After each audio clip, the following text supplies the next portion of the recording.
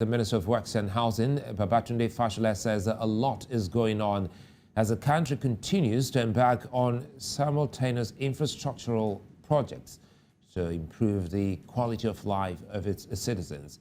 Mr. Fashola, who was my guest on today's episode of The Village Square, said Nigeria is collaborating with its neighbors to build a network of roads, bridges, and rail lines. We have 800 different contracts covering 13,000 kilometers, roads and bridges under construction, repair, rehabilitation, and we've completed over 4,000, and that target moves every day.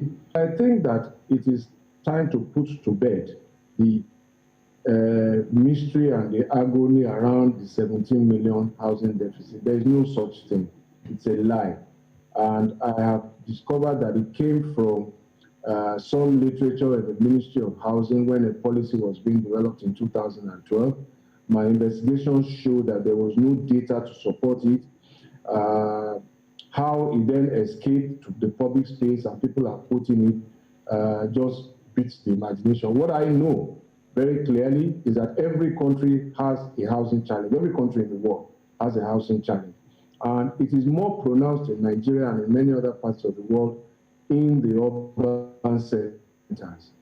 Because, as I have said before, and I will repeat, many of the people struggling either to rent or to buy a small house in our major cities have houses they have left behind in their villages, in their home settlements, but rural-urban migration, which is a problem the whole world is dealing with, is creating a supply and demand problem in the urban centers.